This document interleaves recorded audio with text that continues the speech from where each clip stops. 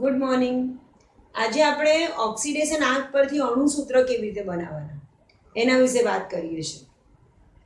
તો આપણને ખબર છે કે સમૂહ એકના તત્વનો મહત્તમ ધન ઓક્સિડેશન આંક +1, બીજો સમૂહ +2, સમૂહ 13ના તત્વનો +3, સમૂહ 14મા તત્વના 2 ઓક્સિડેશન આંક હોઈ શકે +4 અથવા તો -4. 15મા સમૂહના તત્વનો ધન ઓક્સિડેશન આંક +5 અને ઋણ ઓક્સિડેશન આંક -3. એટલે જો 15મા સમૂહના તત્વ ઇલેક્ટ્રોન ગુમાવે તો એ +5 ઓક્સિડેશન આંક ધરાવે, અથવા તો એને અષ્ટક પૂર્ણ કરવા 3 ઇલેક્ટ્રોન મેળવવા પડે તો એ -3 ઓક્સિડેશન આંક ધરાવે. એ રીતે સમૂહ 16ના તત્વનો +6 અને -2, 17મા તત્વનો +7 અને -1 અને 18મા સમૂહના તત્વ નિષ્ક્રિય વાયુ તત્વ છે. એ ઓક્સિડેશન આંક આપણને ખબર છે. હવે એક વસ્તુ યાદ રાખો છો કે જ્યારે બે તત્વો ભેગા થઈને સંયોજન બનાવતા હોય તો જેની વિદ્યુત ઋણતા ઓછી હોય, વિદ્યુત ઋણતા એટલે ઇલેક્ટ્રોન પ્રત્યેનું આકર્ષણ, એક શબ્દમાં કહું તો વિદ્યુત ઋણતા એટલે ઇલેક્ટ્રોન પ્રત્યેનું આકર્ષણ. તો કમ્પેરેટિવલી એ અને બી બે તત્વ ધારો કે જોડાય છે તો જેનું ઇલેક્ટ્રોન પ્રત્યેનું આકર્ષણ ઓછું હોય, જેની વિદ્યુત ઋણતા ઓછી હોય, એ હંમેશા ઇલેક્ટ્રોન ગુમાવે, અને ઇલેક્ટ્રોન ગુમાવે એટલે ધન આયન બને. અને જેની વિદ્યુત ઋણતા વધારે છે, ધારો કે બી ની વિદ્યુત ઋણતા વધારે છે, તો એ હંમેશા ઇલેક્ટ્રોન મેળવે, અને ઇલેક્ટ્રોન મેળવે એટલે ઋણ આયન બને. તો યાદ રાખો છો કે જેની વિદ્યુત ઋણતા ઓછી હોય એ ધન વિદ્યુત ભારિત, અને જેની વિદ્યુત ઋણતા વધારે હોય એ ઋણ વિદ્યુત ભારિત બને. હવે ઉદાહરણ તરીકે એવું તમને પૂછ્યું હોય કે સોડિયમ અને ઓક્સિજન વચ્ચે સંયોગીકરણ થાય તો બનતા સંયોજનનું અણુસૂત્ર લખો.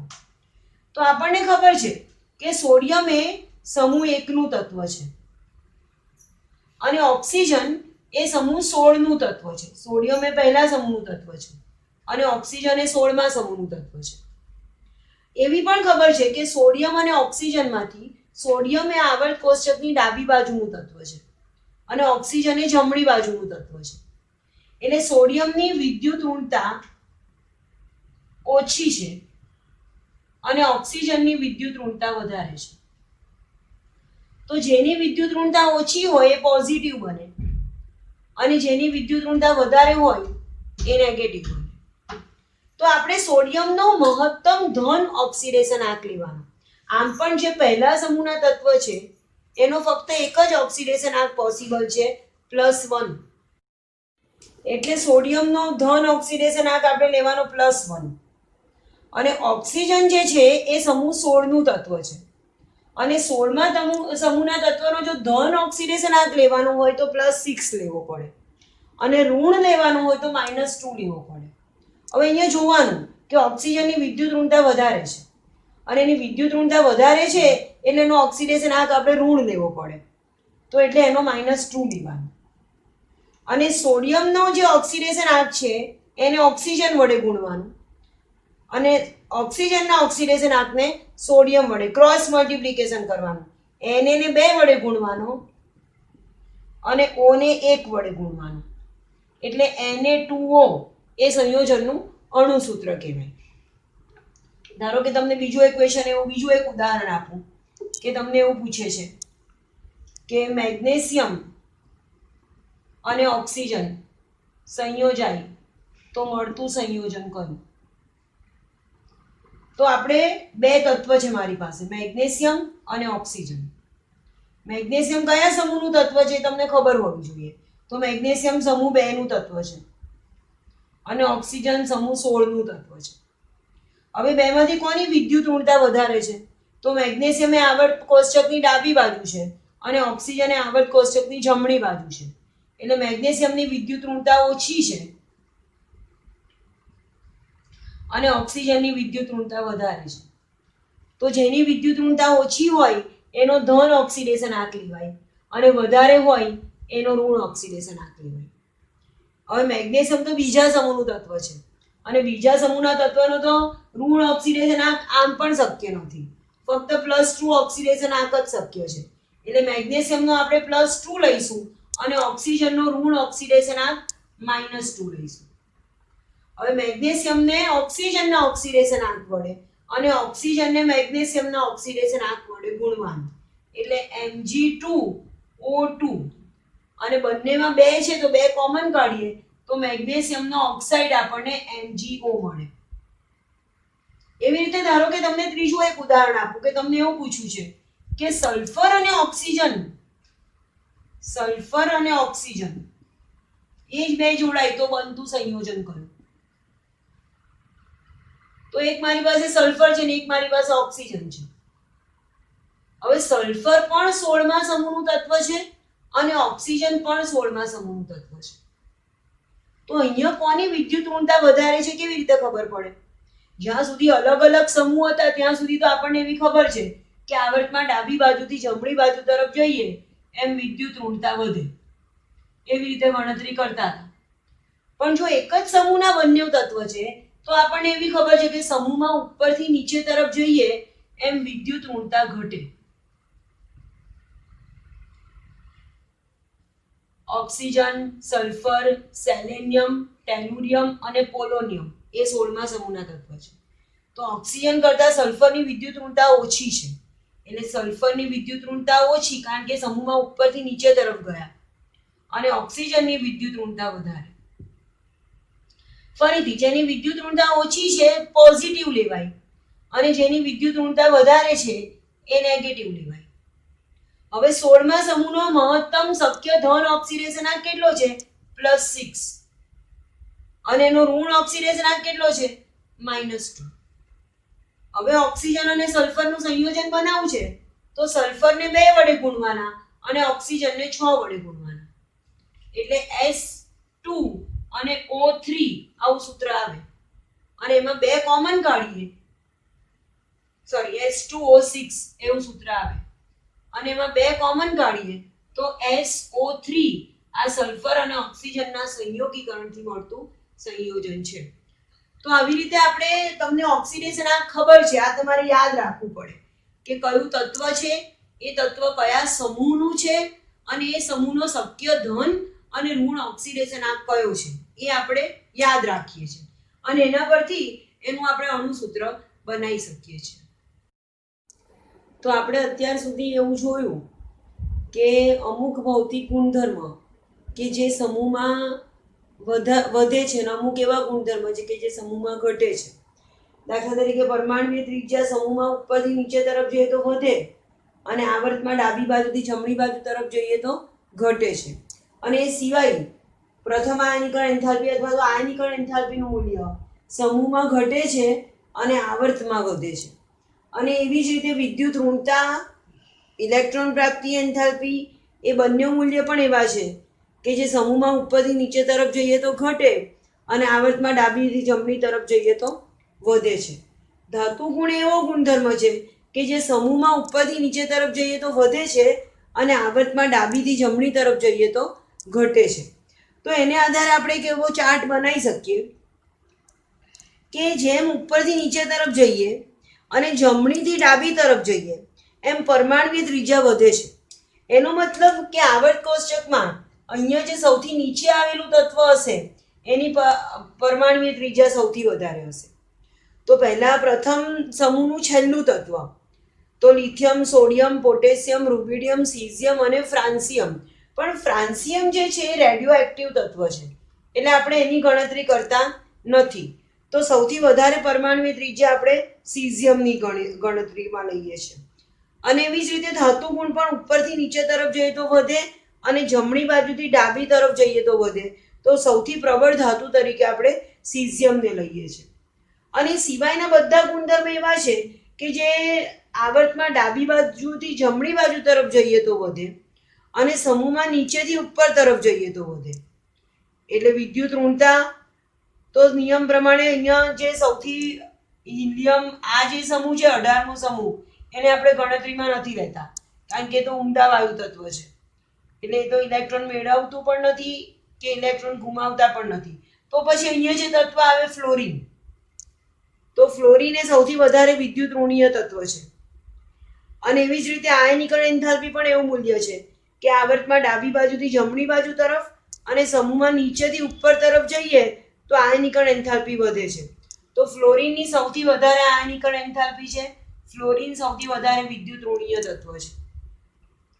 ઇલેક્ટ્રોન પ્રાપ્તિ એન્થાલ્પીની બાબતમાં આપણે જોઈએ તો અપવાદ આપણે જોયો કે ફ્લોરિનને બદલે ક્લોરિનની ઇલેક્ટ્રોન પ્રાપ્તિ એન્થાલ્પીનું મૂલ્ય સૌથી વધારે છે. અને અધાતુ ગુણધર્મ પણ ફ્લોરિન એ આખા આવર્ત કોષ્ટકમાં સૌથી વધારે અધાતુ ગુણધર્મ ધરાવે છે. એટલે ઇલેક્ટ્રોન માટેનું સૌથી પ્રબળ આકર્ષણ ફ્લોરિનને છે. હવે રાસાયણિક પ્રતિક્રિયાત્મકતાની વાત કરીએ છીએ આપણે. પ્રતિક્રિયાત્મકતા એટલે સક્રિયતા. કોઈ તત્વની ઇલેક્ટ્રોન ગુમાવવાની વૃત્તિ જેટલી વધારે અથવા તો બીજા કોઈ તત્વ સાથે જોડાવાની વૃત્તિ જેટલી વધારે એટલું એ તત્વ વધારે સક્રિય કહેવાય. અને જેટલી ઇલેક્ટ્રોન ગુમાવવાની કે ઇલેક્ટ્રોન મેળવવાની જેટલું એ ઝડપથી પ્રક્રિયા કરે છે એટલું એ વધારે સક્રિય કહેવાય. તો આપણે રાસાયણિક પ્રતિક્રિયાત્મકતા અથવા તો સક્રિયતાની વાત કરવાની છે. તો આવર્ત કોષ્ટકમાં સમૂહ એકના તત્વની સક્રિયતા વધારે છે, એક્ટિવ તત્વ છે, ઝડપથી પ્રક્રિયા કરે છે. મધ્યના જે તત્વ છે આવર્ત કોષ્ટકમાં સમૂહ એકના જે તત્વ છે એ એક્ટિવ છે, પ્રતિક્રિયાત્મક. સમૂહ 17 ના જે તત્વ છે આ તો ઊંડાવાળું તત્વ છે, એકદમ નિષ્ક્રિય. એમને તો ઇલેક્ટ્રોન જોઈતો પણ નથી કે ઇલેક્ટ્રોન ગુમાવવો પણ નથી. સમૂહ 17 ના જે તત્વ છે એના પહેલાનું તત્વ એ પણ એક્ટિવ છે, પ્રતિક્રિયાત્મક. અને જેમ જેમ વચ્ચેની તરફ જતા જઈએ એમ પ્રતિક્રિયાત્મકતા ઘટતી જાય, ઓછા પ્રતિક્રિયાત્મક બનતા જાય. કેમ એવું? કારણ કે જે પહેલા સમૂહના તત્વ છે એની સામાન્ય ઇલેક્ટ્રોન રચના NS1 છે, એટલે ઇલેક્ટ્રોન ગુમાવવાની પ્રબળ વૃત્તિ ધરાવે છે, એટલે એક્ટિવ છે કે એને બીજું કોઈ પણ તત્વ મળે કે જેને ઇલેક્ટ્રોન જોઈએ છે તો આ તરત જ એના એક ઇલેક્ટ્રોન એને આપી દે. એટલે આ બધા તત્વ એક્ટિવ છે, એક સમૂહ એકના તત્વ. એવી જ રીતે સમૂહ 17 ના તત્વની ઇલેક્ટ્રોન રચના NH2NP5 છે કે જે ઇલેક્ટ્રોન મેળવવાની પ્રબળ વૃત્તિ ધરાવે છે. એટલે કોઈની પણ સાથે કે જેની પાસેથી એને ઇલેક્ટ્રોન મળે છે એની સાથે સંયોજાઈ જાય છે અને ઇલેક્ટ્રોન લઈ લે છે. પણ જેમ જેમ અંદરની તરફ જતા જઈએ છીએ આવર્ત કોષ્ટકમાં એમ એમ ઇલેક્ટ્રોન મેળવવાની અને ઇલેક્ટ્રોન ગુમાવવાની વૃત્તિ ઘટતી જાય છે. અને એટલે એ સમૂહના તત્વની પ્રતિક્રિયાત્મકતા ઓછી થતી જાય છે. તો પ્રતિનિધિ ધાતુ તત્વ એટલે સમૂહ 1 અને સમૂહ 2 ના તત્વને પ્રતિનિધિ તત્વ તરીકે ઓળખીએ છીએ. દાખલા તરીકે સમૂહ 1 ના તત્વ. હવે એમાં સમૂહમાં ઉપરથી નીચે તરફ જઈએ એમ પ્રતિક્રિયાત્મકતા વધે છે. જ્યારે અધાતુ તત્વ દાખલા તરીકે સમૂહ 17 ના તત્વ એમાં સમૂહમાં ઉપરથી નીચે તરફ જઈએ તો પ્રતિક્રિયાત્મકતા ઘટે છે. એક વસ્તુ તમે શું સમજો છો કે જેમ આવર્ત કોષ્ટકનું શરૂઆતના તત્વ પહેલો સમૂહ અને અંતિમ તત્વ 17માં સમૂહ એ બંને સમૂહની પ્રતિક્રિયાત્મકતા મહત્તમ છે. અને જેમ અંદરની તરફ જાઓ કોષ્ટકની મધ્યમાં એમ એમની પ્રતિક્રિયાત્મકતા ઓછી છે. હવે પહેલા સમૂહના તત્વ એવા છે કે જેમ સમૂહમાં ઉપરથી નીચે તરફ જાઓ એમ પ્રતિક્રિયાત્મકતા વધે છે. અને 17માં સમૂહના તત્વ એવા છે કે જેમ ઉપરથી નીચે તરફ જાઓ એમ પ્રતિક્રિયાત્મકતા ઘટે છે. એનું કારણ શું આપીએ છીએ આપણે કે પહેલા સમૂહના તત્વમાં ઉપરથી નીચે તરફ જઈએ એમ તમને ખબર છે કે પરમાણુની ત્રિજ્યામાં વધારો થાય. સમૂહ 1 ના તત્વ કે જેની સામાન્ય ઇલેક્ટ્રોન રચના NS1 છે, lithium, sodium, potassium, rubidium, caesium અને ફ્રાન્સિયમ. અને સમૂહ 17 ના તત્વ કે જેની ઇલેક્ટ્રોન રચના NH2NP5 છે, ફ્લોરિન, ક્લોરિન, બ્રોમિન, આયોડિન અને એસ્ટેટાઇન. કદ વધતું જાય. હવે આ સમૂહ એવો છે કે જેને ઇલેક્ટ્રોન ગુમાવવાનો છે. અને જેમ સમૂહમાં ઉપરથી નીચે તરફ જઈએ એમ કદ વધવાથી કેન્દ્રનું ઇલેક્ટ્રોન પ્રત્યેનું આકર્ષણ ઘટે છે. એટલે ઇલેક્ટ્રોન ગુમાવવાની જે એની દાનત છે એમાં કદનો વધારો એને મદદ કરે છે. કદ વધતું જાય છે, કેન્દ્રનું ઇલેક્ટ્રોન પ્રત્યેનું આકર્ષણ ઘટતું જાય છે, એટલે આ સમૂહના તત્વ ઇલેક્ટ્રોન સરળતાથી ગુમાવે છે જેમ ઉપરથી નીચે તરફ જઈએ છીએ, અને પરિણામે એની પ્રતિક્રિયાત્મકતા વધતી જાય છે. એટલે ઉપરથી નીચે તરફ જઈએ એમ પ્રતિક્રિયાત્મકતા વધે છે. જ્યારે સમૂહ 17 માં કેવું છે કે આ સમૂહના તત્વની દાનત ઇલેક્ટ્રોન મેળવવાની છે. સમૂહ 17 ના તત્વને ઇલેક્ટ્રોન પ્રત્યે આકર્ષણ છે, એમને ઇલેક્ટ્રોન જોઈએ છે. અને જેમ સમૂહમાં ઉપરથી નીચે તરફ જઈએ એમ કદમાં વધારો ઇલેક્ટ્રોન પ્રત્યેના આકર્ષણમાં ઘટાડો કરે છે. કદ વધતું જાય એમ એનું ઇલેક્ટ્રોન પ્રત્યેનું આકર્ષણ ઘટતું જાય છે. તો આ બંને પરસ્પર વિરોધી પરિબળ છે. કદનો વધારો ઇલેક્ટ્રોન મેળવવામાં નડતરરૂપ છે, અને પરિણામે જેમ સમૂહમાં ઉપરથી નીચે તરફ જઈએ એમ એની પ્રતિક્રિયાત્મકતા ઘટતી જાય છે. તો આ તો થઈ આપણી આવર્તમાં અને સમૂહમાં પ્રતિક્રિયાત્મકતાની વાત. એ સિવાય આપણો એક શરૂઆતનો ટોપિક હતો કે આપણે આવર્ત કોષ્ટકને S, P, D અને F એવા 4 વિભાગમાં વર્ગીકૃત કરીએ છીએ. અને મેં તમને એવું કીધું હતું કે તમે એના બધા જ ગુણધર્મ શીખી જશો પછી હું તમને સમજાવીશ. તો નેક્સ્ટ લેક્ચરમાં આપણે S, P, D અને F વિભાગના ગુણધર્મ વિશે જોઈશું. Thank you.